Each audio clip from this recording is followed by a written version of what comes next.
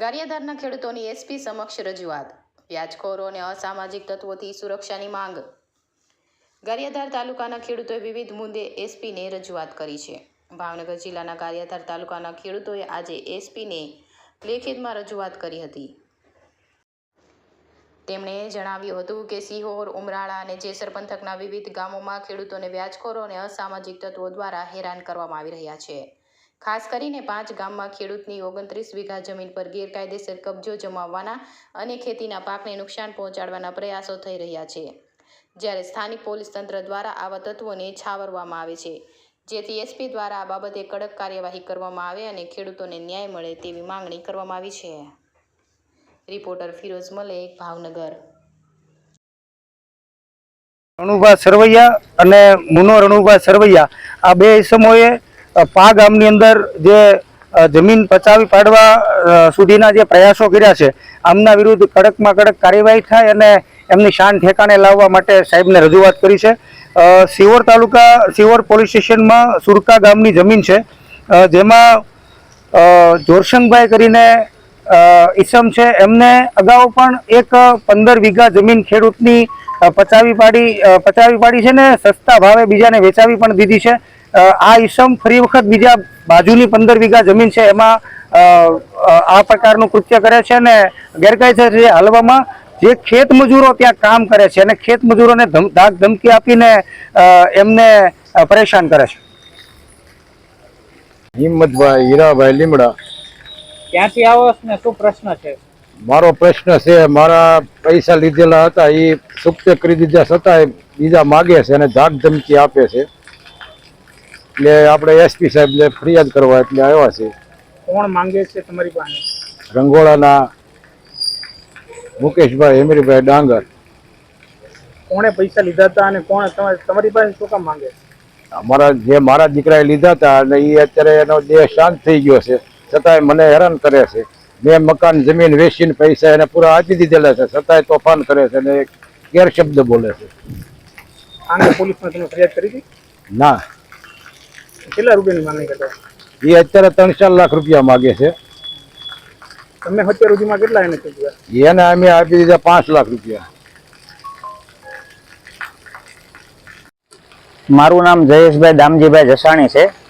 હું મોટા સુરકા ગામમાં અમારા બાપ દાદાની આવેલી જમીન કસોટિયા ગામ ટીમ્બા ગણાય, એમાં સર્વે નંબર 10 પૈકી 5 અને 6માં અમારું 7.5 વીઘાનું ખેતર છે. અમારા ખેતરની બાજુમાં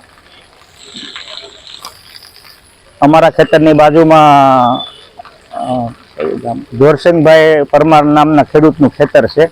એ ઈસમ અમારા ખેતરમાંથી જબરદસ્તી અમારા ભાગી અને ધાક ધમકી આપીને ચાલે છે. તો એ બાબતમાં મેં એને ફોન કરેલો કે તમે અમારા ખેતરમાંથી નહીં ચાલતા. તો એને મને પહેલી વાર જ્યારે મેં ફોન કર્યો ને ત્યારે એવું કીધું કે વાંધો નહીં, હવે હું તમારા ખેતરમાં જ નહીં ચાલું. પાછો અઠવાડિયા પછી મારા ભાગ્યાનો ફોન આવ્યો કે હજી ધાક ધમકી આપીને પાછો ચાલવા માંડ્યો છે. એટલે મેં પાછો બીજી વાર એને ફોન કર્યો તો એને મને ફોનમાં એવી ધમકી આપી કે હું પી ગયેલો છું, તારે થાય તે તોડી લેજે અને હું તો અહીંયાથી હાલવાનો જ છું એમ.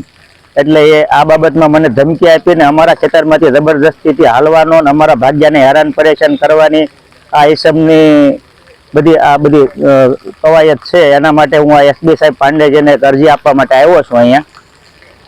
બરાબર. બીજી માંગુ ક્યાં આજે અલગ અલગ પોલીસ સ્ટેશન હદ વિસ્તારમાં સિહોર છે, ઉમરાળા છે, જેસર છે, અલગ અલગ પોલીસ સ્ટેશન હદ વિસ્તારમાં આવેલા અલગ અલગ ગામોમાંથી જે ખેડૂતોને પરેશાન કરતા હોય, જે વ્યાજના મુદ્દા હોય, જે ખેતીની જમીનને પચાવી પાડી જવા સુધીની પ્રયાસો થતા હોય, 29 વીઘા જેટલી પા ગામમાં જમીન છે એ ખેડૂતને ઘૂસવા નથી દેતા અને એના પોતાના પાક ઉત્પાદન લેવા માટે પોતાનો પાક વાવી અને જે ખેડૂતને પરેશાન કરે છે. કોઈ ગામની અંદર ખેડૂતને ગેરકાયદેસર રીતે રસ્તો હલાન અહીંયા મારું રહેશે, તમે પાક વાવવો હોય તો વાવો, ન વાવવો હોય તો તમે છૂટા, પરંતુ અહીંયા રસ્તો મારો નહીં હોવા છતાં અહીંયાથી ચાલવાનો, આવા અલગ અલગ વિષયો ઉપર એસપી સાહેબને રજૂઆતો કરી છે. ને આ જે ઈસમો છે જે ખેડૂતોને બહાદુરી દેખાડતા બબૂચકો છે એ બબૂચકોને ટાટિયાતોડ સર્વિસ કરીને વ્યવસ્થિત રીતે એમના ઉપર કડક કાર્યવાહી કરી અને ખેડૂતોને પરેશાન કરતા જે બબૂચકો છે એને એમની જગ્યાએ ઠેકાણે પાડવા માટેની રજૂઆતો કરી છે. કોણ સંડોવાયેલ છે આરોપીઓ? અલગ અલગ સમાજના લોકો છે જે પોતે માથાભારે હોય અને ગામમાં એમના વિરુદ્ધ કોઈ ફરિયાદ ન કરતું હોય, ફરિયાદ કરવા જાય તો પણ ત્યાં સ્થાનિક પોલીસ સ્ટેશનથી એમને મદદ મળતી હોય. આવા ઇસમો, આવા બબૂચકોને ઠેકાણે પાડવા માટે સાહેબશ્રીને કડક રીતે નામ શું છે? નામ આરોપીઓના નામ શું છે?